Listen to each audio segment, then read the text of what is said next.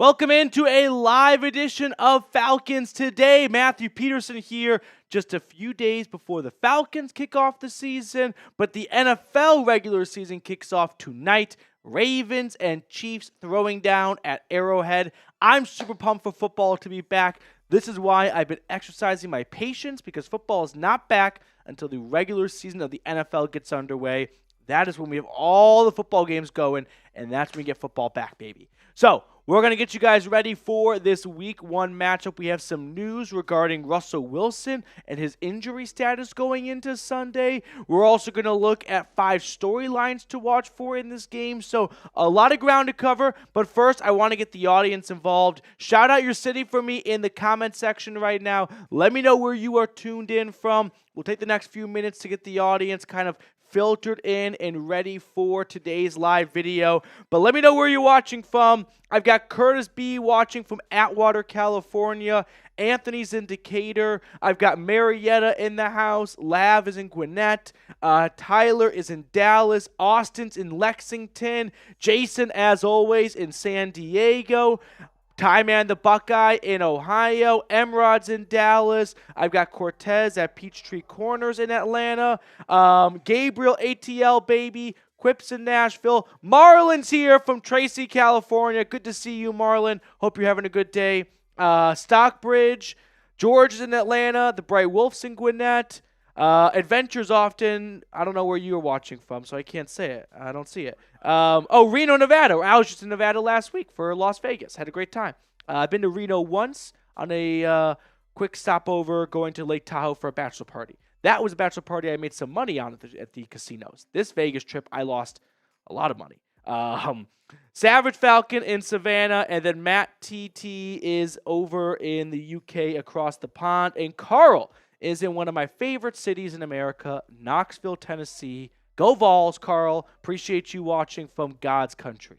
Now, we're going to talk about the Week 1 matchup in more detail in just a moment. Really quickly read, though, just give me a second here as we get ready for what's going to be a really fun live show, because Week 1 is right around the corner, and I can't wait to just dive into it head first. But first, I do want to tell everyone watching about our great friends and support coming in from Game Time. Game Time is a new feature called Game Time Picks that makes getting tickets to see your favorite teams play live even easier. Game Time Picks filters out the fluff to show you only incredible deals on great seats, so you don't have to waste time searching through thousands of tickets. Take the guesswork out of buying tickets today with Game Time. Download the Game Time app, create an account, and use code CHATSPORTS for $20 off your first purchase. Terms apply, but again, create an account and redeem code CHATSPORTS for $20 off your first purchase. All that information is in the comments and description of today's video. Go check them out today. Download Game Time today. What time is it? Game time. In addition to Game Time, we also have some really good support coming in from our great sponsor, which is Prize Picks. What is Prize Picks? Well, it's America's #1 daily fantasy sports service out there. You see, Prize Picks has so many great deals, including options to win up to $1,000 by just submitting $10 entries. All you do is pick more or less on 2 to 6 player stat projections and then watch the winnings roll in. For the first few weeks, I think the entire month of September, they've got 1-yard Caleb Williams passing yards. Think about that. 1 Caleb Williams passing yard gets you 1 win on Prize Picks. And then every week in September, you've got an opportunity to start stacking cash up. So let me show you my season-long projections that I'm rolling with. Taking the less on Patrick Mahomes' passing yards. I like the more on Tyreek Hill and Saquon Barkley's yardage. And I like the more on Garrett Wilson's receptions. So if you like my selections, feel free to ride with me. You can play week to week. You can play season long. I like to do a little bit of both. But download the Prize Picks app today and use code CLNS and get $50 instantly when you play $5. That's code CLNS on Prize Picks to get $50 instantly when you play $5. You don't even need to win to receive the $50 bonus. It's guaranteed. Prize Picks. Run your game. Okay. NFL Week 1. From the Bends. Falcons, Steelers. Who you got? We're going to talk about the Russell Wilson injury news in just a moment, but this is my last little pulse check on everyone here. There are a couple of games this weekend that I'm afraid of how confident I am. And I am so confident in the Falcons. This is no bias or anything. I truly believe Kirk Cousins and the Falcons, pardon my French, are going to shit pump the Steelers. I truly believe this is a really fun week one matchup in a lot of ways, right? You've got two quarterbacks, veteran quarterbacks on new teams, Cousins and Wilson. Cousins is going in one direction of his career. He's only getting better. Wilson's kind of going down. He's only getting worse over the last 3 years. You've got the former head coach of the Falcons calling the plays for the Steelers. You got a franchise that's won 7 games, 7 games, and 7 games, 3 straight years going into the season. And you got the Steelers who have been limping into the playoffs some way, somehow, but never actually doing anything in the playoffs. And it feels like they're kind of running out of gas. These two teams could not be headed in more polar opposite directions that we think. We got to wait and see how it plays out. But I feel like this is the middle of the map, the middle of the road. Falcons are going one way, Steelers are going the other. And that's going to be on full display this Sunday. I'm all over the Falcons. All over the Falcons. It's for the past 3 seasons, I feel like the Steelers have been scratching and clawing to stay over 500. Exactly. To have a winning season. They're scratching and clawing. I don't know. Ty, man, how could you take the Steelers? He pivoted. There we go.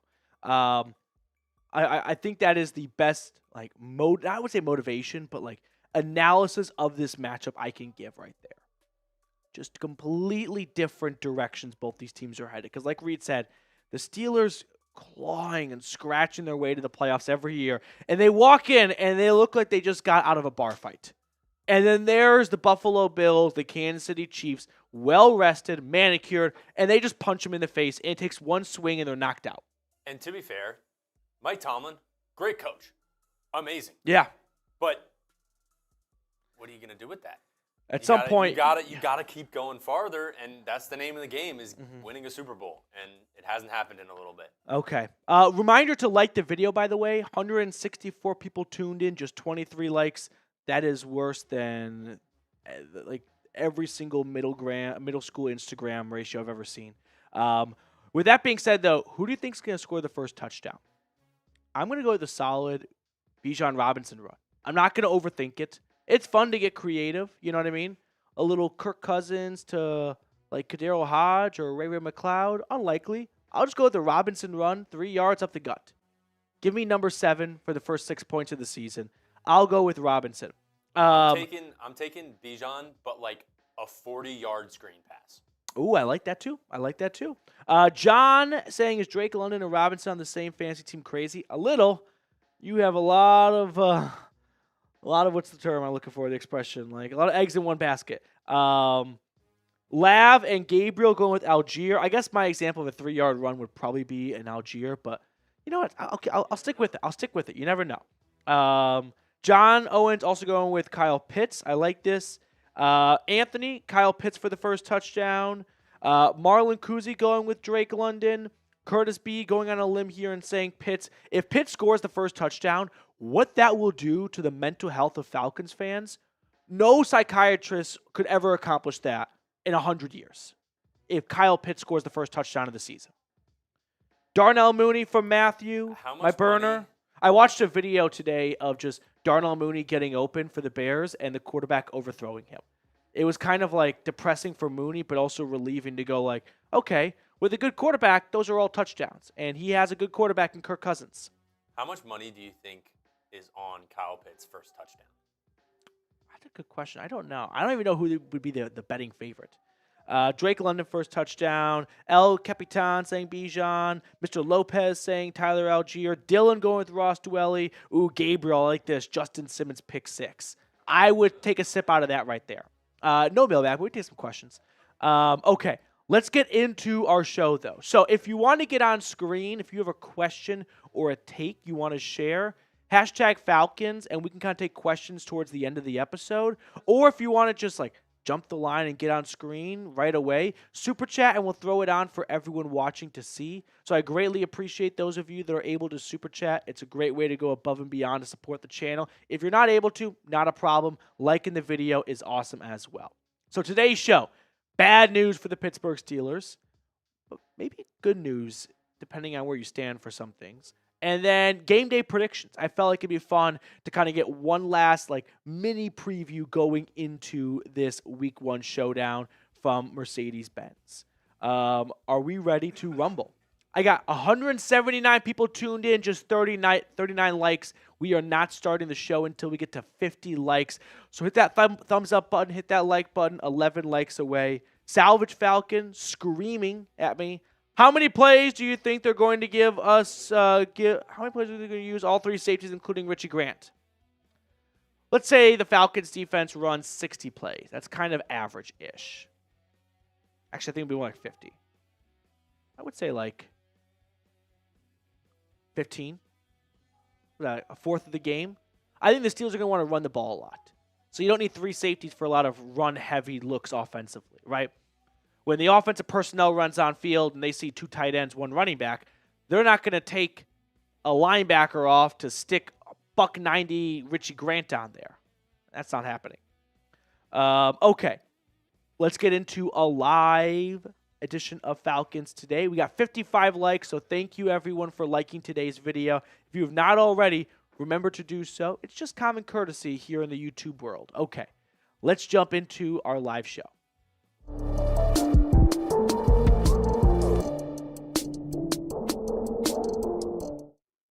I've got some bad news for the Pittsburgh Steelers. In fact, today's video was scripted and built and put together before even the real bad news came out, which is that Mike Tomlin told reporters Russell Wilson reported some calf tightness. I'm not rooting for injuries, but that's some tough news for the Pittsburgh Steelers to get dealt right before week 1. Not that Justin Fields can't outperform Russell Wilson, but going into your final practice of the week, Friday, not knowing who's starting at quarterback for you, it's going to make life very difficult for Arthur Smith to game plan and put together a good package without knowing who his starting quarterback is. So this is definitely something to monitor. We'll keep you guys posted. So quick plug here, subscribe. But Justin Fields, if he ends up starting, we are ready for this. We talked about this guy being a Falcon for a couple months this offseason, and I'm a much bigger Fields believer than your average Joe is. I'm not out on Justin Fields. I think Justin Fields could end up being better than Russell Wilson. This could be one of those cases where it might even be a blessing in disguise because I'm not very high on Russell Wilson to begin with this year. But I'm not high on any quarterback getting 3 days notice that they're starting NFL Week 1 and going out there and delivering. So whether it's Fields or Russell Wilson out there, I don't think it's going to be easy goings against this Falcons secondary. With Justin Simmons being added to it, I've got bad news for Russ or Fields. They have to deal with 31, and that's not going to be a pleasant experience. But let's continue with the belief that Russell Wilson is starting. Again, we are filming this Thursday afternoon. We just got the Russell Wilson news of his limited ability in practice, but for now, let's continue forward with Russell Wilson does start week 1 against the Falcons. Okay, if that's the case, Justin Simmons goes up against a very familiar face, a quarterback that he practiced every single day for 2 straight years while they overlapped together in Denver. I think Simmons will, and very much so, dominate Russell Wilson in this game. You've got a safety that every single day went out to practice and went up against number 3. Learned the habits, learned the tendencies, learned the tells, learned everything there is to know about that quarterback because they saw it every single day in practice. And now they get to tee off against that same quarterback in NFL Week 1 with a brand new team? Yeah, tell me there's not going to be some extra motivation for Justin Simmons to go out there and ball out against his former quarterback that I don't want to say was the sole reason that things didn't go well in Denver and that expectations were not met, but a major reason as to why.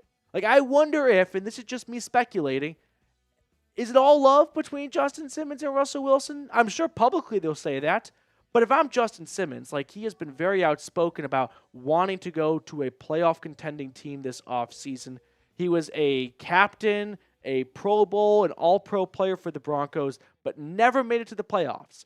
They go out and get Russell Wilson, and 2 years with number 3, they don't get any closer to making the playoffs. But Russell Wilson got this huge contract. He's got more bathrooms and touchdowns his first year, and despite that, they still don't make the playoffs.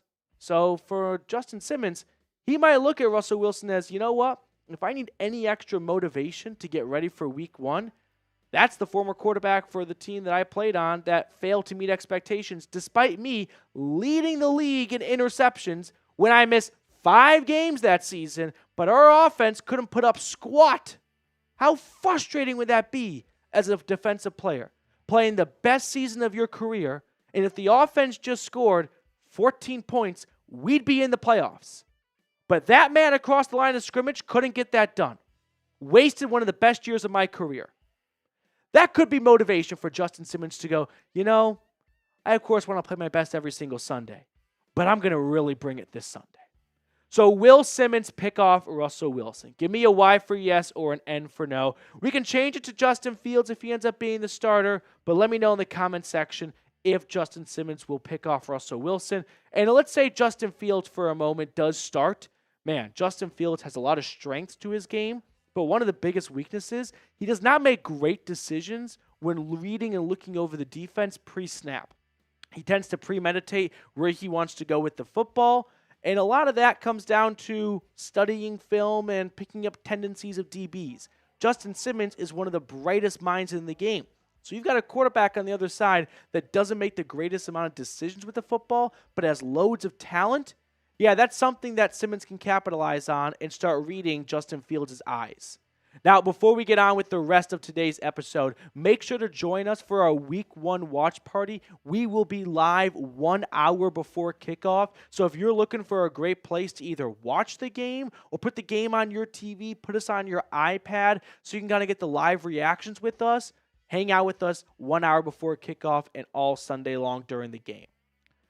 Let's talk about Justin Simmons and the safety tandem as a whole. This is the best safety duo in the National Football League by a mile, and I will prove that to you in just a second. But first, I got to tell everyone about Game Time. Game Time has a new feature called Game Time Picks that makes getting tickets to see your favorite teams play live, the Falcons, the Braves, Atlanta United, even easier.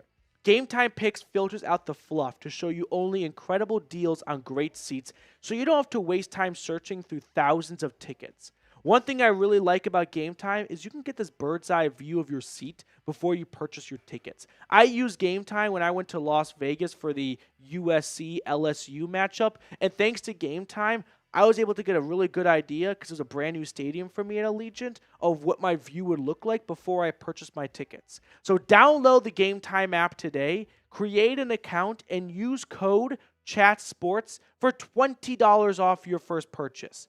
Terms apply, but again, create an account and redeem code CHATSPORTS for $20 off your first purchase. I put all that information in the comments and description of today's video. Download Game Time today. What time is it? Game time. Let's talk about the safety tandem for a moment here. It is the best safety duo in the National Football League, and I don't think it's even close. Like, just look at the numbers these guys put up last year. 9 combined interceptions, 5 combined forced fumbles, 14 total takeaways between these two players alone.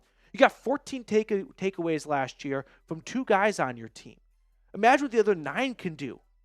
So we've shared these, some of these stats before. We got some new ones, though. So I did the math here, and let's look at the 2020-18 to 2023 interception leaders. And you'll see that the Falcons have tied for first Justin Simmons, and then number 6, Jessie Bates on the same team. But we can take a little bit of a closer look. How about the last 2 seasons? Atlanta, they've got tied for first with both Bates and Simmons.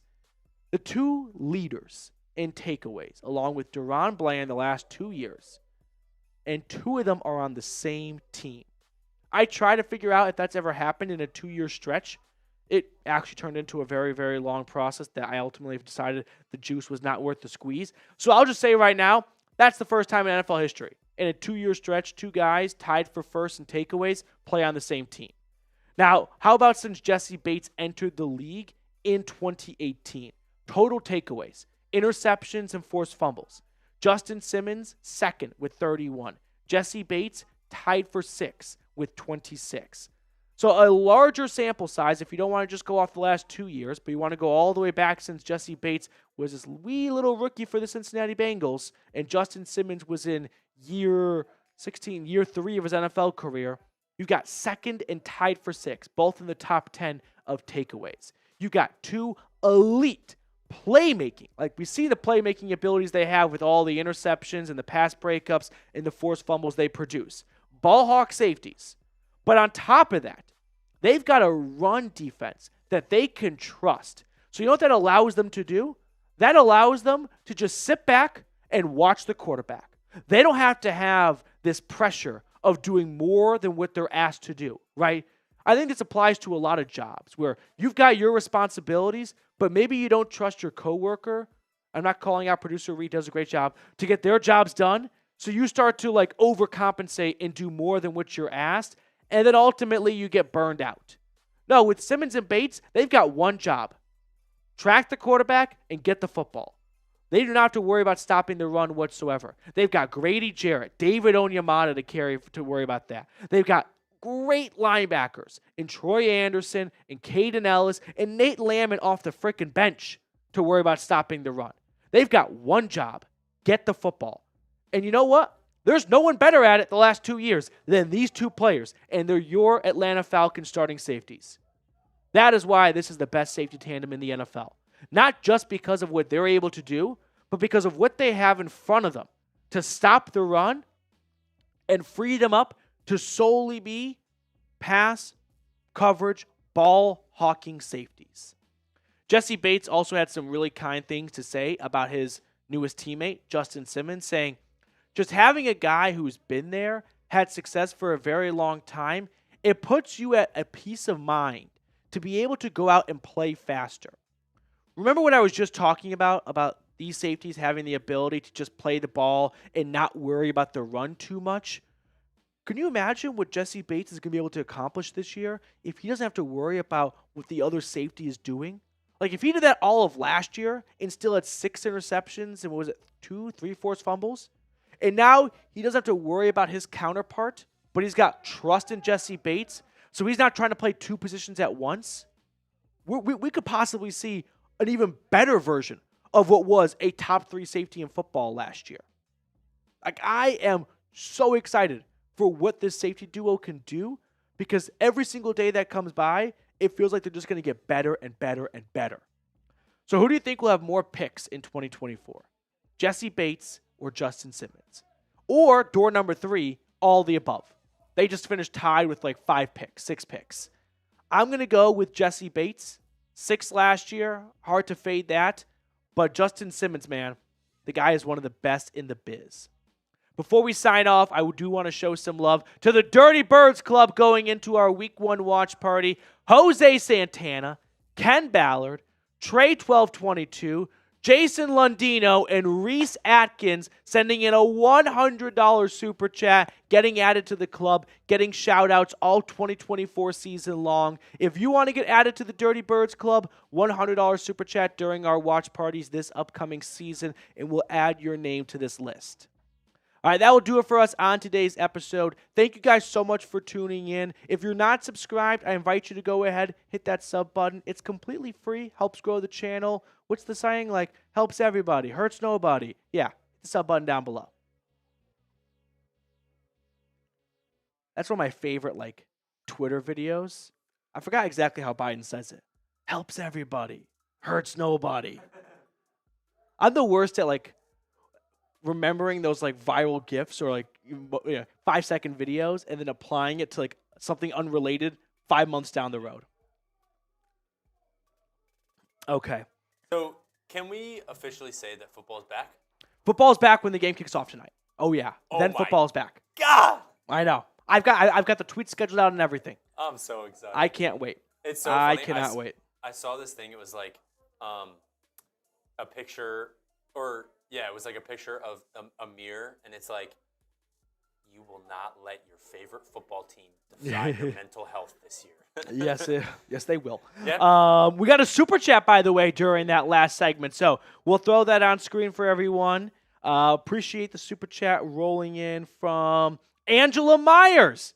I think Kyle Pitts will have a breakout season. Angela, I think so too. I think Kyle Pitts is going to get into a great groove with Kirk Cousins. Like, if we're looking at it from both ends here, has he kind of been underwhelming for where he was drafted? Yeah, if you're picked 4th overall, you're supposed to be so talented that even with like below average quarterback play, you kind of bring everyone up. So from that regard, he kind of has come up short. But he's not a bad football player. Like, he's still a really good tight end. And I think with Kirk Cousins, we're going to see all that potential unlocked. So I think Kyle Pitts can put up 900 yards and 7 touchdowns this year. I have like a solid feeling that the Falcons will be in the playoffs. So whether it be wild card or winning the division, like it feels good. Let me add on to that. Like I said earlier, I spent this past weekend with a couple of Chat Sports guys in Vegas. We just wanted to go to a neutral site football game. The previous year, we went to Charlotte for UNC, South Carolina, and this year we're like, Vegas, LSU, USC. How can we not go to that? And last year, we had a tradition start of doing Super Bowl predictions on this trip. So this year at our nice steak dinner, we did the same thing. And I forgot what I know mine was. But one of the guys picked the Falcons to lose in the Super Bowl to the Chiefs, which just having him say Falcons in the Super Bowl, like, caught me off guard a little bit. But then he, as not a Falcons fan or the host of Falcons Today, started to defend his pick. And I was like, man, you might be better at my job than I am because, like, you're making a lot of sense. And I had the Falcons winning a playoff game, but now you're really starting to talk me into them going all the way. I've got the 49ers winning over the Chiefs. I think the 49ers get revenge from last year. That's my Super Bowl prediction. I've got the Falcons winning a home playoff game and then losing to the Niners. I have Ravens-Niners. I like that one too. The Niners, it just feels like they're supposed to be there. Right. And then the Ravens, I mean, with adding Derrick Henry, it's going to take a lot of pressure off of Lamar Jackson. Mm-hmm. And I think that's a big thing that allows him to, like, really play his game. Yeah. And I just don't see the Chiefs getting far, but you can never rule them out. So I feel like they'll make the playoffs, but I don't know how far they're going to get. I don't know. 3-peating is crazy. Demetric Walton, me and my son are going to the game on Sunday. Enjoy the game, Demetric. Take a picture, send it into the show. We'll throw it on screen for everyone watching to see. Gabriel, my prediction is Lions versus Falcons. NFC Championship. Okay. Yeah, I don't think that's out of the cards. The thing with the Niners that scares me is last year they avoided a lot of injuries, and they don't strike me as a team that has a ton of depth.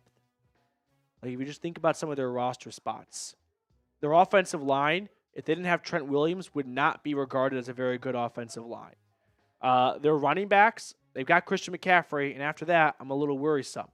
Like, if they start to pick up some injuries, they have either had some really good draft picks or some really bad draft picks. But because it's been very, like, polarizing, they haven't really put together a solid, deep roster. So they are one injury away in a lot of spots from starting to really crumble. Are we ready to start our next segment? All right, we got 83 likes. Help us reach 100. 17 likes to go. Hit that thumbs up button if you have not already. If you don't like the video, I got to assume you are a Steelers fan and you are here to just completely kill the morale and try and be some undercover spy for the Yinzers. Matthew Petey fan, my burner in the chat. Nick, 35-10 Falcons. Drake London, 2 touchdowns. I like that. I'm very high on Drake London this year. I took him. I think I have him in 2 of my fantasy leagues. He kept falling, and I was like, he's going to be really good. He sure will be. What do we think about the Jets? I think the Jets are going to be a stinker this year. I don't think they're going to make the playoffs. I don't think they're going to be as bad as they were last year, but I think they're going to be one of those teams that just like stays 500 all year, and you're just kind of waiting for them to either break out or just sink down. 1-0, 1-1, 1-2, 2-2, 3-2, 3-3. They go back and forth, and then they get all the way to 8-8, and they lose. They go 8-9. They miss the playoffs. Trey, good to see you. Trey. We just gave Trey a shout out like no less than 5 minutes ago. Yeah. Okay, good to see you, Trey. Let's David, I'm gonna respond to your email. Don't worry, I got a little busy yesterday, but I appreciated you reaching out. Yeah, David's got good style. He's got good taste. What can I say? David Fox. Are we ready to jump into our next segment? Okay, let's get into it.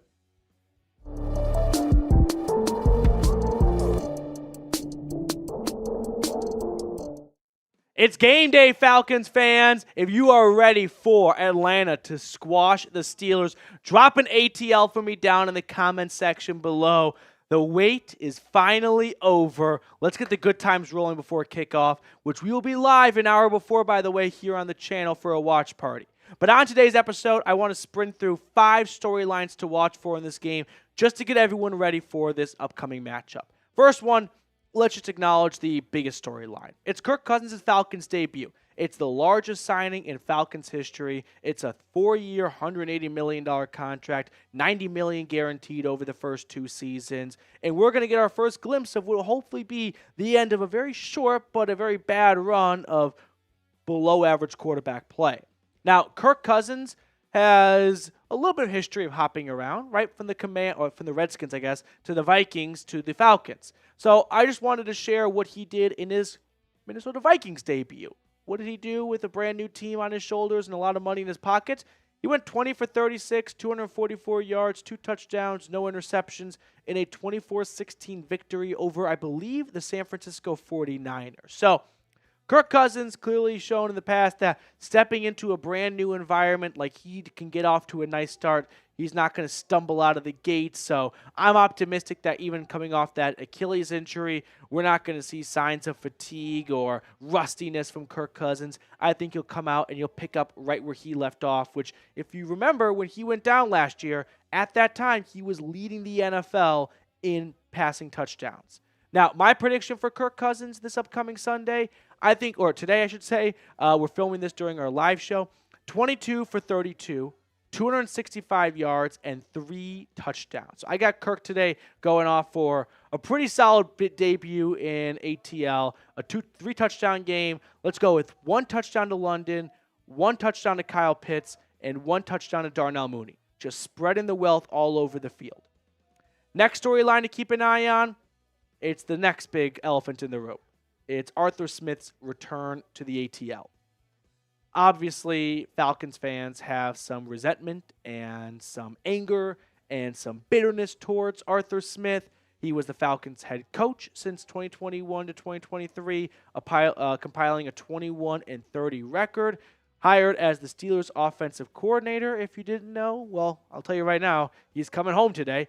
And before that, he was the Titans offensive coordinator, so he goes back to a role that helped him land the head coaching gig in Atlanta. So I think Arthur Smith, for what they plan to do offensively in Pittsburgh, is a pretty good fit. Like the Steelers, they are going to want to run the football, right? They have no receivers to throw to after George Pickens. So if you're looking for an OC that has a master's in running the football, Arthur Smith is as close as you can get to it. Like, that's how he designed his roster in Atlanta. Ultimately, you can't completely win by just running the ball and having a average at best defense, which was kind of his downfall because there was no quarterback play to kind of put them over the top when trailing in the second half. But Arthur Smith, I think, all jokes aside, is a good fit for the Pittsburgh Steelers. And I think he'll make a good offensive coordinator for them because they want to run the football, and that's what he's best at. So I would not be surprised if Arthur Smith puts together a good game plan, but my issue is, will the execution be there? Like, do they have the Jimmies and Joes to get the X's and O's done? That I'm not so sure about. Now, make sure to join us for our Week 1 watch party today. We will be live 1 hour before kickoff, so it could be coming up in just a few minutes, depending on when you're watching this, or we're already live right now. So when this video ends, come hang out with us during our watch party for this Sunday's matchup.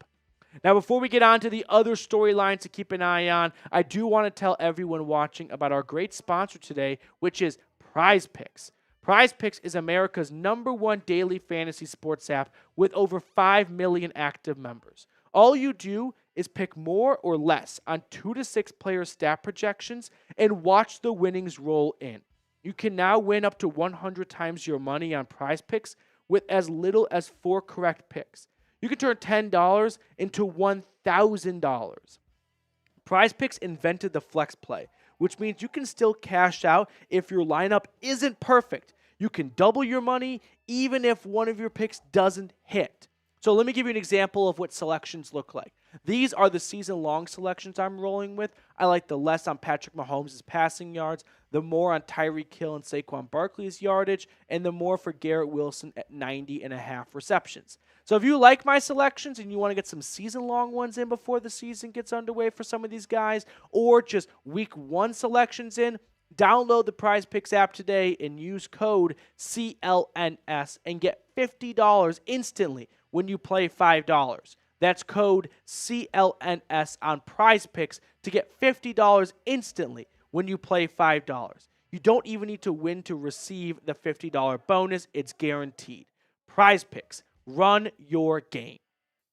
Third storyline to keep an eye on. We got some shiny new toys on defense. Prepare to get submerged or emerged with Justin Simmons and Matthew Judon. These are fantastic additions right before the season gets underway. And now the Falcons have some real Jimmies and Joes on their defense. You know what I mean? Grady Jarrett, we know what he is capable of. He is one of the most underappreciated defensive linemen in football. Matthew Judon, one of the best pass rushers over the last 3 seasons. If not for an injury a year ago, he would be in a much higher conversation of best outside linebackers and pass rushers in football. A.J. Terrell just got paid. Justin Simmons, Jessie Bates, Pro Bowl, All-Pro talent between the two of them. Like Justin Simmons, I think this might be the offseason signing of the year for the entire National Football League. A 1-year, $8 million contract for a guy who has 9 interceptions combined the last 2 years, who led the league in picks in 2022 despite missing 5 games? Or how about Matthew Judon? 4 sacks in 4 games last year before a season-ending injury. But the 2 years before that, 12.5 sacks, 15.5 sacks. The Falcons haven't come anywhere near those numbers since the one-hit wonder Vic Beasley almost a decade ago. Now, I will say, just to pump the brakes a little bit, you've got some newness to this defense. Justin Simmons has been here for 3 weeks. Matthew Judon has been here for 3.5 weeks. Like, there was probably going to be a little bit of, I wouldn't say a learning curve, but a ramping up as they get familiar with their teammates, with the play calling, with the scheme, with the coaching staff. And so it may not gel and mesh perfectly the first 2-3 weeks of the season, but these guys are so talented that whatever little mistakes they make because of that, they will likely make up for because of how talented they are. So I think this defense is only going to get better. Like, if they're not at a great spot week 1, I don't think there's any reason to panic. There's probably going to be a little bit of growing pains the first month of September because Simmons and Judon, 2 starters, joining the team 3 to 3.5 weeks before the season starts. But then when October gets here, they are going to be flying high. Fourth thing to keep an eye on. This is the one Debbie Downer part of the show. Possible slow start. And I know right now you guys only want to hear good news. And I don't blame you. It's game day. You should only want to hear good news. But let me be the little devil on your shoulder for just a quick second. Raheem Morris made a decision to not play any of the starters in the preseason. I hope that does not show in this first preseason game, whereas the Steelers, who played all their starters in the preseason, they come in maybe a little bit more ready to roll and no cobwebs to dust off. Now, the Falcons are a much more talented team than the Steelers, so they should be able to overcome that no problem. But if things get off to a little bit of a slow start, I think it's fair to point to, well, none of the starters played in the preseason, and they are playing guys who were playing with pads in a real live game just 2 weeks ago, and that's probably going to show in the first quarter or so. And hopefully it wears off after that, but this is just something to keep a tiny little eye on. Fifth and final thing to keep an eye on, though, Drake London breakout. Drake London is one of the most underrated, let's go with underrated players in the National Football League. And I can understand why people don't rate him as one of the best receivers. Like, there's so many great receivers right now. It's tough to just add another name to the mix. And then you look at his stats, and from a casual, 905 yards and 2 touchdowns, no one's going to look at that and go, now that right there's a top 10 player. But I'm going to tell you right now, Drake London putting up those numbers with Mariota, Desmond Ridder, and Taylor Heineke. Could you imagine what he'll do with a full season of Kirk Cousins slinging him the rock? I think it's going to be a 1,200-yard season and a minimum of 6 touchdowns. I'm thinking closer to 8 or 9. Drake London is finally going to show why he was a top 10 draft pick, that he is deserving of that upper echelon of wide receivers, and he's going to put up like monster numbers because we saw in doses last year, small doses. He can make incredible plays. He just was under-targeted, a victim of Arthur Smith's offensive approach, which is, I hate fantasy football, and I'm not going to get my stars the football, which is dumb, and bad quarterback play. You get a new head coach, a new guy pressing the buttons, and a brand new quarterback, and a really good one too. Yeah, Drake London's going to feast this year.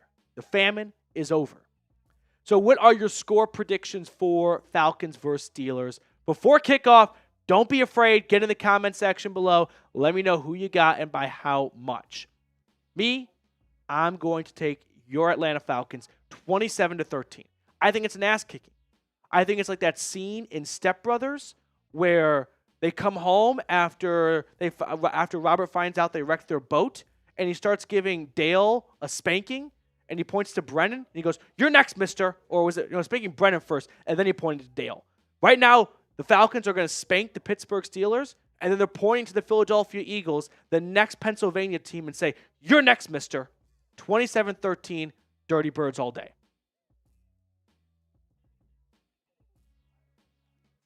Jason Greenway, 27-17.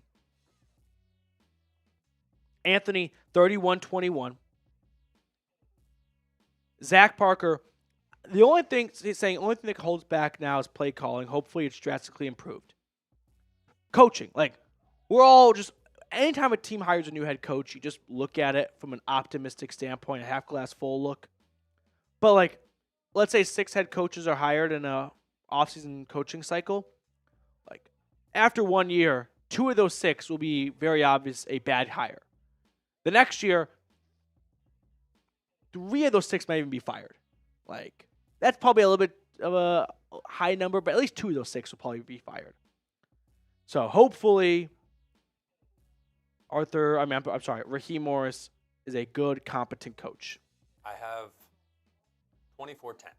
24-10 from Reed. I like it. I'm all over Falcons minus 3.5. Let's throw some questions on screen here. And we got a super chat too. David Anderson, a $2 super chat. David, thank you so much. Rise up, David. Everyone show David some love in the comment section. Start spamming David Anderson. David, thank you so much. Let's go. If you guys have any questions, super chat. We guarantee it gets on screen for everyone watching to see. If you're unable to super chat, not a problem. Hashtag Falcons in the chat. Reed just picks his favorite questions, but make sure to like the video too. That's the only tax. That's my one thing. If I was King George, I wouldn't put a T tax out there. I would just want likes.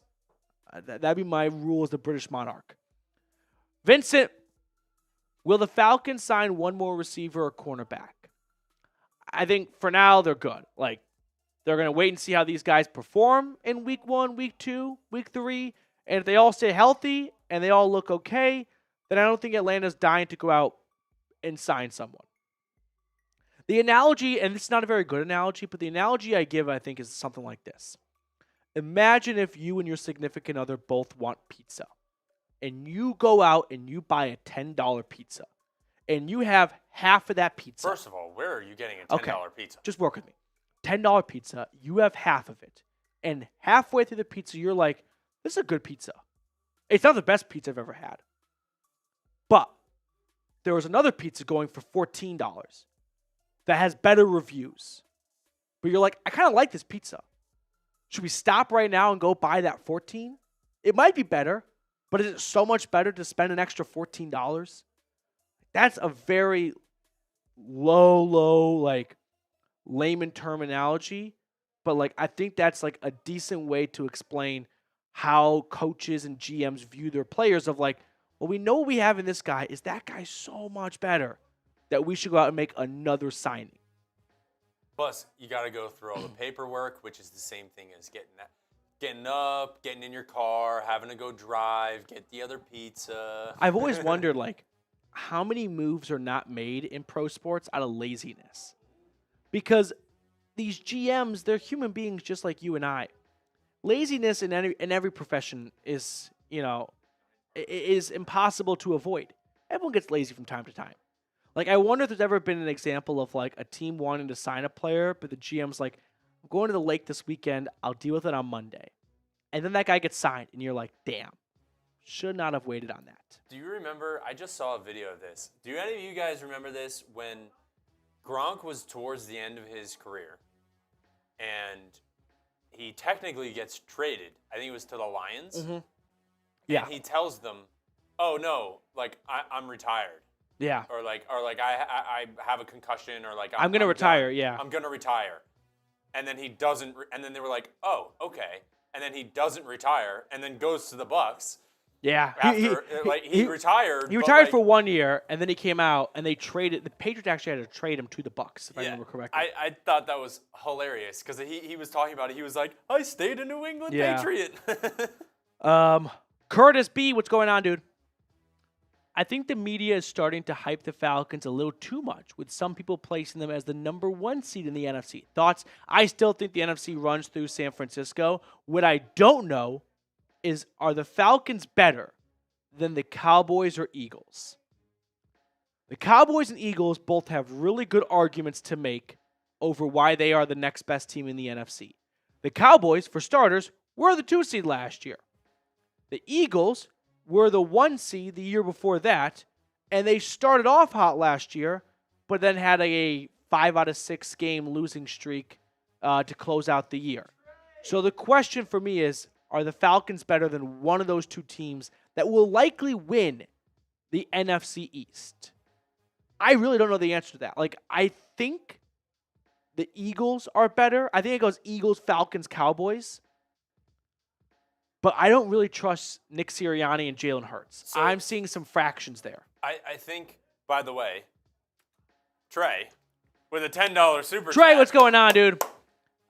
It may be too early, but who do you think the Falcons will trade before the deadline? Richie Grant, Tyler Algier, or someone else? Okay. I think if running back injuries pop up, Algier will be a very common phone call. Maybe Atlanta has no motivation to move him whatsoever, but there will be interest from other people. So that's one name. There's no wide receivers. Richie Grant could be in play for sure. DBs? No. Linebackers? Nate Landman? That's a possibility if like Caden Ellis and Troy Anderson never step off the field and a team loses their starting linebacker, like an AFC playoff contending team, and they throw a 5th-round pick at Atlanta, that'd be tough to pass on that. Trey, appreciate your super chat. I'd go with Algier, Richie Grant, and I'll toss in Nate Landman. Gabriel, how do you think the D-line will do against the Steelers' injury-riddled offensive line? I mean, the Falcons' defensive line is not a top 5 unit in football, but it is better than advertised. Zach Harrison hopefully takes a big step forward in year 2. But you've still got known commodities in David Onyemata and Grady Jarrett. And then you've got Matthew Judon coming off the edge against a rookie starting center in Zach Frazier. And then I don't believe that their first-round pick, Troy Futanu, is actually going to start at left tackle. I think it'll be Dan Moore. But for all the UGA fans watching, Broderick Jones, their starting right tackle, had a really bad preseason following a bad rookie season, so he could get picked on a ton. So I think the defensive line, I think the Falcons are going to win in the trenches. Like, their offensive line is better than the Steelers' offensive line. Their defensive line is not better than the Steelers' defensive line. Like, Steelers have T.J. Watt. That's going to be the ace of spades. You can't really beat that in this game. But pound for pound from all 4 units, I think it goes Atlanta 2-1 or 3-1. I love his profile picture, by the way. Hey, where's that from? I don't know, but if Gabriel is here and he wants to elaborate on it, I think it's so funny. Demetric Walton, how many yards have you got for Robinson this year? 1,095 rushing yards. No. Scratch that. 1,129 rushing yards, and then 389 receiving yards. Those are my predictions for Bijan this year. Book it. Book it indeed. Sorry, everyone. Okay. Yeah. Trey, 12-22. I drafted Bijan number 1 overall in my fantasy football draft. Am I crazy? A little. A little. I think Christian McCaffrey's still the top dog. CeeDee Lamb, Tyreek Hill. Like, I just wonder how much usage will Robinson get if Algiers going to get goal line touches and they're going to be a pass-happy offense.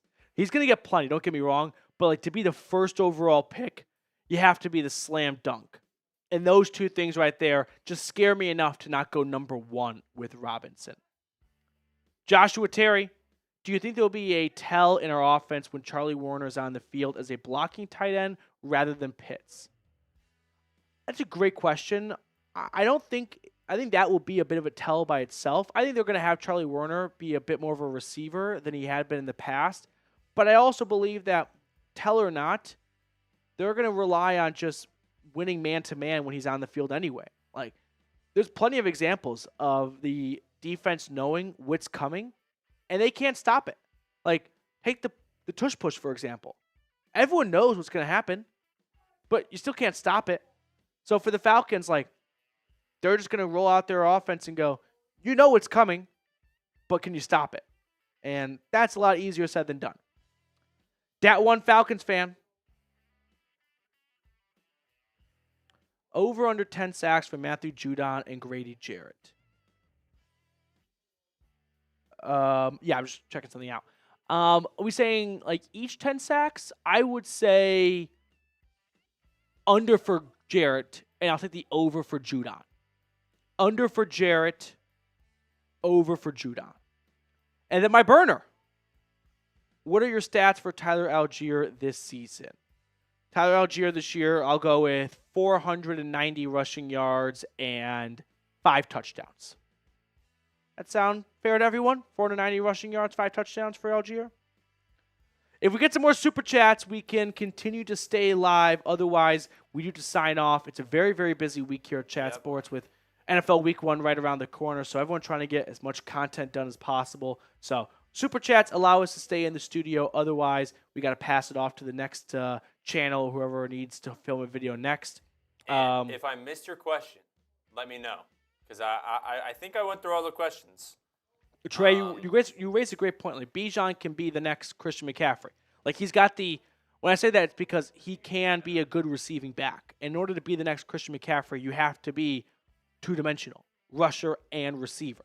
Bijan can do those 2 things. Not every back can. You know what I mean? Like, trying to think of who can't be the next Christian McCaffrey. We didn't have, like, Jonathan. No. There was no running back from this year's draft. Like, trying to think. I'm not doing a good job. Najee Harris. That works. Yeah. Can never be the next Christian McCaffrey, no matter how well he's a good of a rusher, because he can't receive. We got Gabriel's already on that. Yeah, we did that one already. Okay, we'll do one more. If we get another super chat, we'll keep the live show going. Otherwise, we'll let you get back to the rest of your Thursday. Get ready for Week 1, Chiefs versus Ravens. Appreciate everyone for taking time out of their day. Nick, what's going on? Game day predictions, Falcons 35, Pittsburgh 10. Jose Santana! Jose, I'm glad you asked. So I was actually going to email you, but since you asked now, I'll just answer it here. where's my signed PD hat? So I actually was asking my boss today, hey, where are some of these items? And the signed PD hat I put down in the form to get delivered to our office. My boss, I think, thought that was a mistake because every other hat from all the other hosts go right to the winners. So he assumed I just never put the address in because I never got the address from you. And I told him, no, it needs to come to the office first so I can sign it and then send it to him. So I'm very sorry. It's going to come this weekend, and then I'll sign it, and I'll get it turned around to you as soon as possible. I'm very sorry, Jose. Just a little bump there in was the road. just a miscommunication. We had a different employee at Chat Sports kind of handle the packaging stuff, and then she went on to greener pastures. Wish her the best of luck. So early on, just a couple of preseason growing pains, but that's the full story, Jose. I'm very, very sorry. Just a little bit of a miscommunication, but we're going to get that hat out to you as soon as it gets here so I can sign it. Al Smith with a $5 and a £5 super chat from across the pond. Al, rise up, especially for staying up this late right now. Although I guess it's only like, would it be 10:50 p.m., 11 p.m., depending on where you are? So Al, thank you so much. Have a pint for all of us. I feel like Al before has mentioned he watches the shows from pubs, which is just the most like picturesque, beautiful British thing I could ever imagine. I feel like the NFL, I mean, Al, please speak to this more, is really sweeping the UK in terms of like legit fandom and popularity, which is kind of cool to see because I can't wait to, well, I wonder when it will truly become an international game, like from the youth level and above. Okay. So we're at $25 right now. It's Thursday. It's the first day of 2024 football season. Yeah. If we get to $50 in the next 5 minutes, I'll do a beer bong. I like it. And look at that. Steven Stanley, that's what I'm talking about. The clock starts now. We'll get Steven's $5 super chat on in the time being. My last jersey I bought was a Matt Ryan Super Bowl one. I think it's time for a new one. Who should I get? Rise up. All right, Steven, here's what we're going to do. We're going to make the live poll jersey options and let democracy pick. So let me change the live poll. Oh, it's okay. I got it. And poll. We're all going to pick Steven's next jersey. What jersey? Oh, all caps. I don't need to yell at you guys. So we have to vote too. What jersey should Steven get? I'm going to put the options in order of the number. So, number 5, Drake London. Number 7, Bijan Robinson. Number 8, Kyle Pitts. Should we do Kirk Cousins? I'm not going to do Kirk Cousins because there's no way Kirk Cousins will be here longer than 4 years. AJ Terrell. I like Terrell.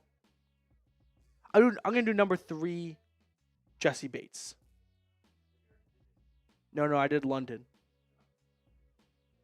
Okay. Options are coming in soon. Carlos! And Thomas! Oh, let's go! Whoa! Jessie Bates.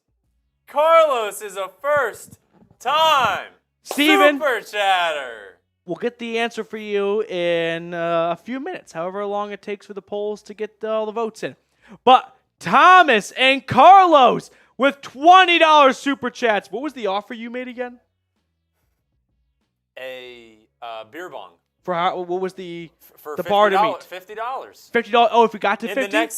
In the next 5 minutes, and we only made it to 2 minutes. Let's go. And we got more. Okay. Carlos and Thomas both with a $20 super chat. Thank you guys so much. Thomas saying, let's get 2024 started.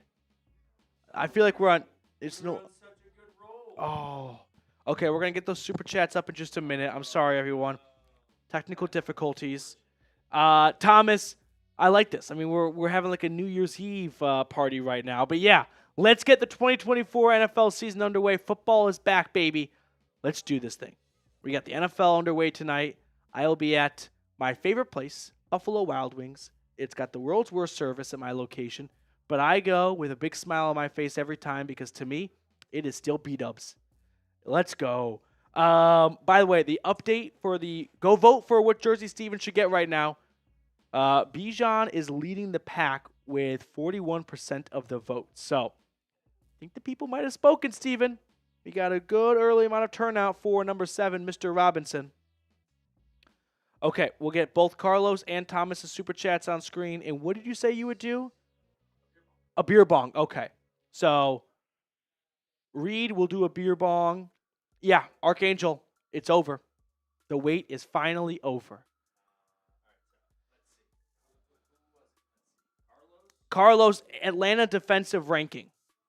I'm going to say the Falcons defense ranks 11th.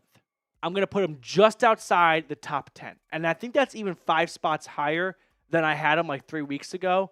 And this is just a little bit of like me drinking the Kool-Aid of half glass full, football's here, let's go. This is our year, that kind of like rah-rah mentality.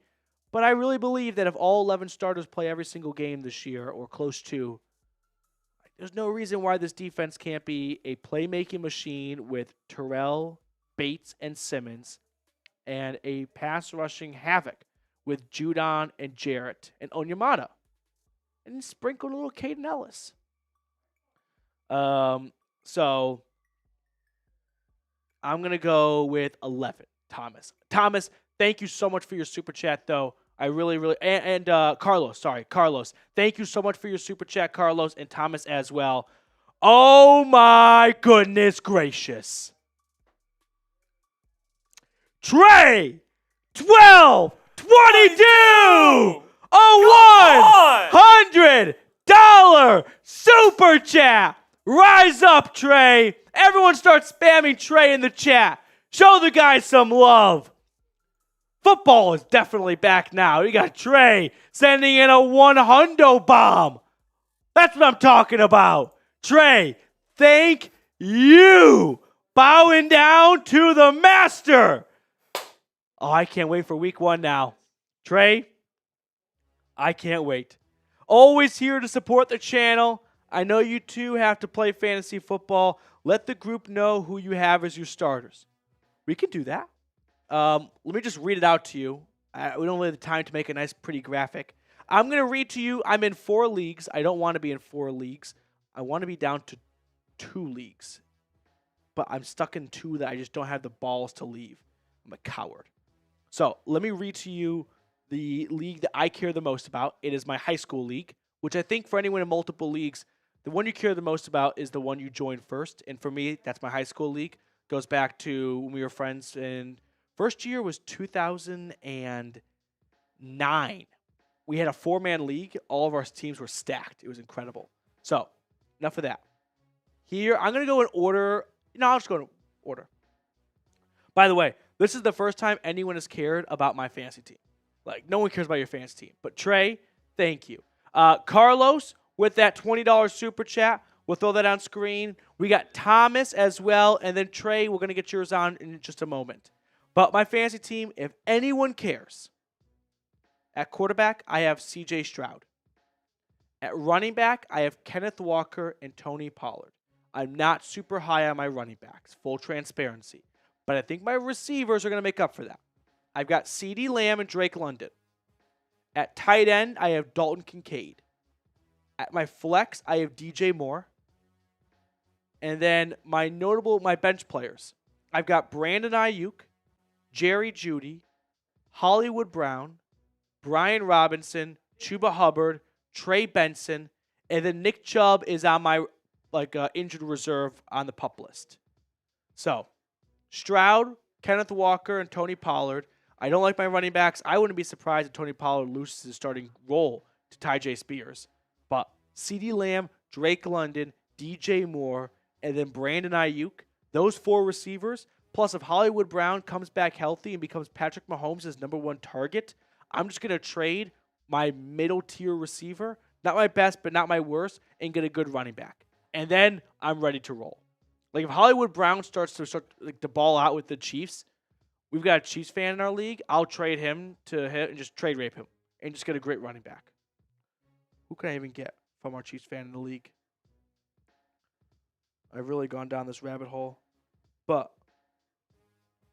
I can get, he's got Isaiah Pacheco. You see, I told you guys, I'll get Kyron Williams for him. Great deal.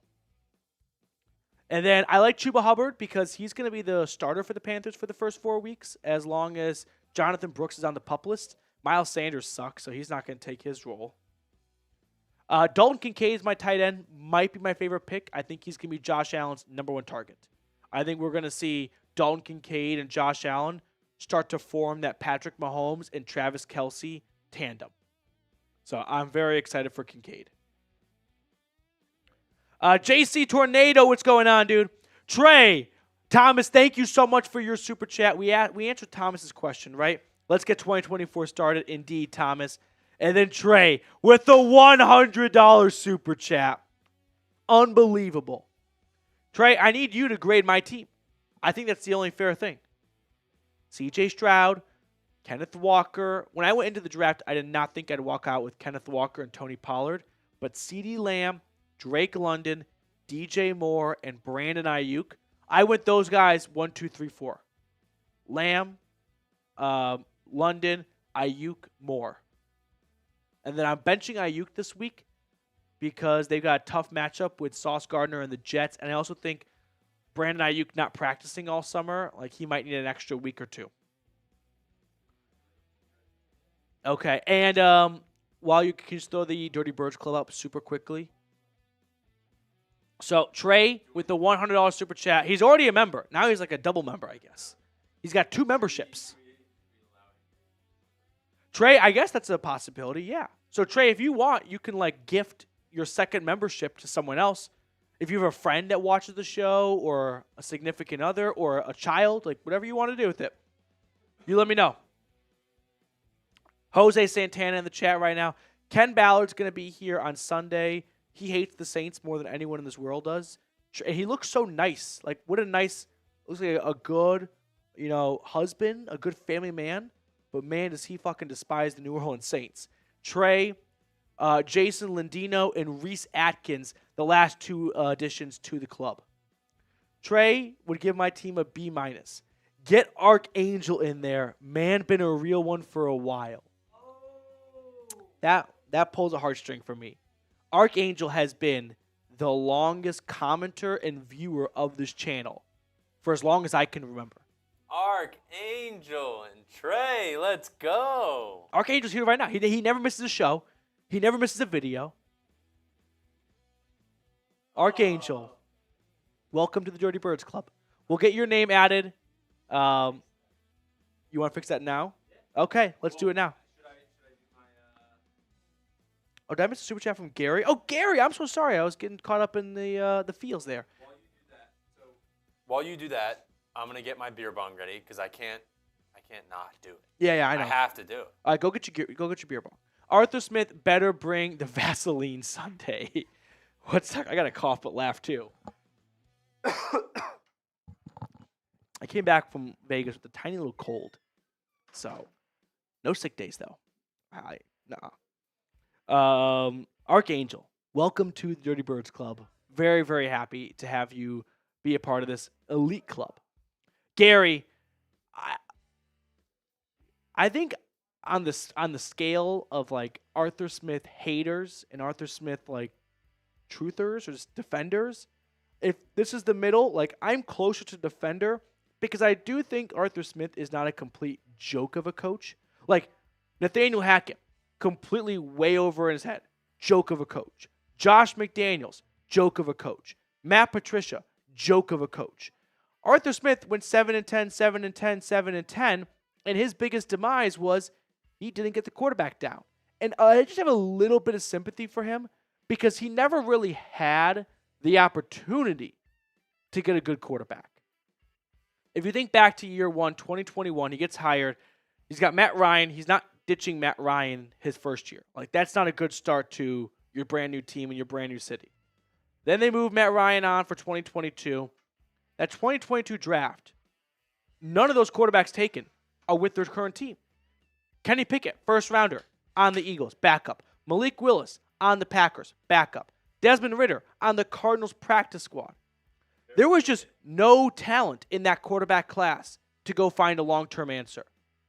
Free agency, I don't remember a big-time free agent signing, unless I'm misremembering a very obvious one. Like Lamar Jackson was the best option. I don't know if he really had any chance at that or if all the NFL owners colluded to help the Ravens out to keep quarterback payroll low. And then 2023, he trots out Desmond Ridder, he signs Taylor Heineke. He drafted Bijan. Like quarterbacks that went before Bijan, he couldn't get Bryce Young. He couldn't get C.J. Stroud. He could have gotten Will Levis. Like you can point to that as that was an opportunity to improve. I'm not completely sold on Will Levis still, and I don't think Will Levis being this team's quarterback saves Arthur Smith's job. So like that's where I have a little bit of sympathy because like he never got the quarterback position right, and he only had 2 off seasons to really find a quarterback. And the first one, there were no good options. Give a guy one chance, like. That's the case. Every coach and GM are going to get fired within 2 or 3 years. Matthew Fulton with a $10 super chat. Let's go. Matthew, let's go Falcons Nation. Hey, Petey, I was late to today's stream. Can I get a quick summary of today's material? P.S. Is it too late to raise $200 for the season opener tickets? I don't know if I can help in the raising of funds for you, Matthew. Unless you want to toss your Venmo in there and see how kind and generous others want to be. I don't know how much I can do on my end for you. I can tell you if you download Game Time and use promo code ChatSports, we can save you $20. But I do not have any ticket plugs, so I'm very sorry on that front. I wish I could do more for you. But a summary of today's show. That I can do. That is my job. Russell Wilson was limited at practice today for the Steelers. He has a calf injury. He's going to get more treatment from doctors tomorrow and probably come back with a resolution or an answer for his availability on Sunday. But definitely something to watch for. Justin Fields could be starting on short notice for the Steelers week 1 in Atlanta. That is not good. Like Justin Fields is a quarterback that has a lot of strengths, but his biggest weakness is probably like recognizing what the defense is throwing at him pre-snap and not holding onto the ball for too long. And he's going to have to hold on to the ball for a little while for guys to get open with Simmons, Bates, and Terrell all in coverage. And that's going to allow Judon and other guys to pin their ears back.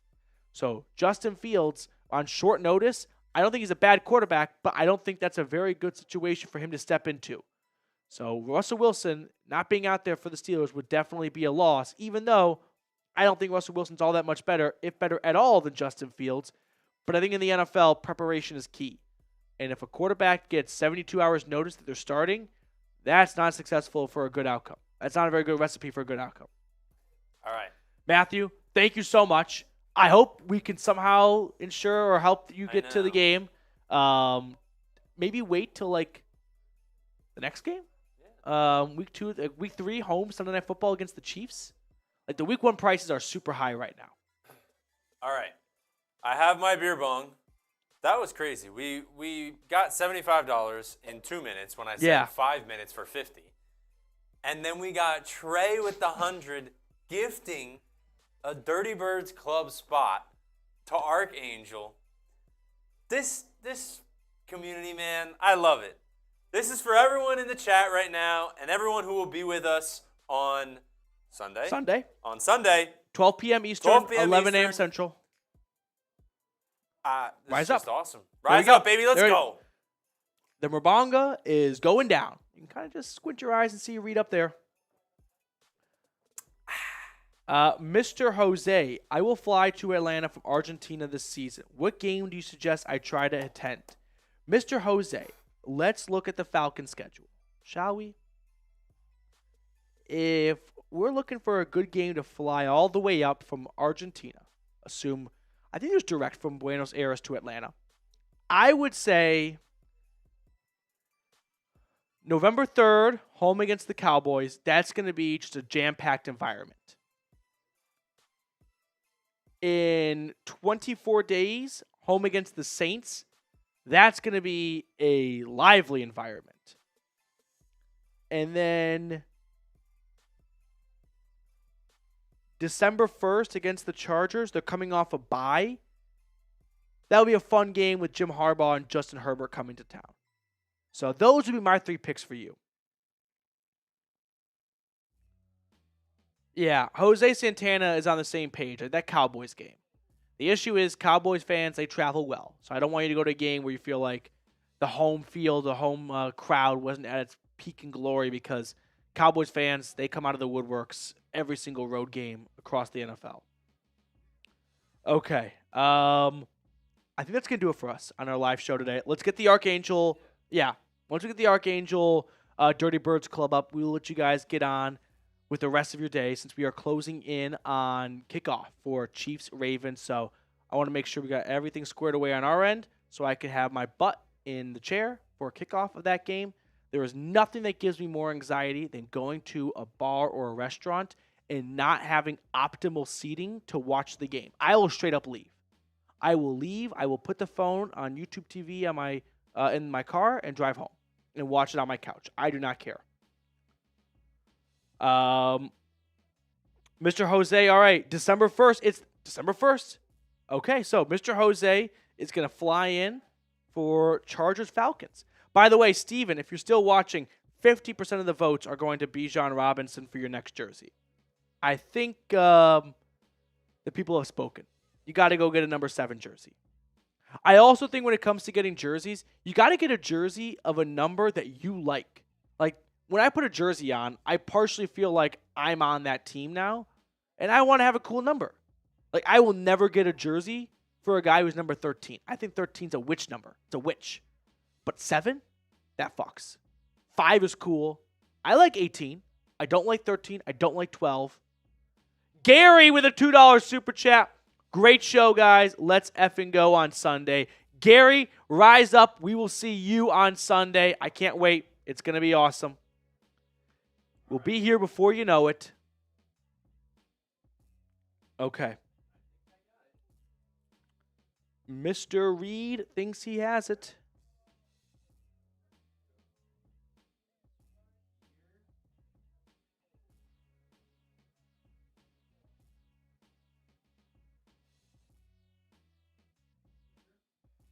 Okay. So, the updated Dirty Birds Club with the addition of Archangel, thanks to the very generous Trey1222. Close, but now we're missing people. We're missing the last 2. So just put them in there.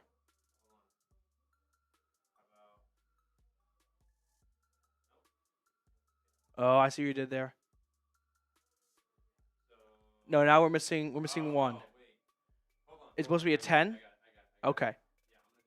Okay, do a 10. Do a 2. All right, David, keep in mind our guys are really tuning into this game. Week 3 coming quick, and we got Patty. Yeah, that's a great point. Like, you're definitely looking ahead a little bit, because this is the stage of the game where you start to watch the tape of what the other teams do to pick up tendencies and pick up like habits. If you don't know what that means or what that looks like, I really, really recommend this year watching Brett Coleman. He does these awesome film breakdown videos, and it's very insightful, and he doesn't like talk above you, because sometimes that football jargon can get a little complex and complicated, but he really points out how teams pick up on tendencies and habits, and then they make teams pay for that when they face them weeks down the line. So keep an eye on, like, hey, every single time they're in this down and distance, like 3rd and long, the receiver only runs 1 route. Like, those are things that you notice on film. Like, have you noticed every time they go 3rd and 8 or longer that Rashee Rice just runs a slant? Like, every single time. So we know when we play him what to expect. Okay, there we go. Dirty Birds Club, Jose Santana, Ken Ballard, Trey1222, Jason Landino, Reese Atkins, and the latest entry. Drum roll, please. Put your hands together for Archangel. One hell of a club. Thank you guys so much for supporting the channel, going above and beyond. to really do everything you can to keep the lights on here at Falcons today. I cannot appreciate and thank you enough. So, big shout out to the members of the Dirty Birds Club. If you want to get added, $100 super chat during any show, and we'll throw you on for everyone watching to see. Okay. Thank you all for watching. Appreciate it. We will see you, everyone, Sunday, 12 p.m. Eastern, 11 a.m. Central, for our Week 1 watch party when the Falcons steamroll the Steelers.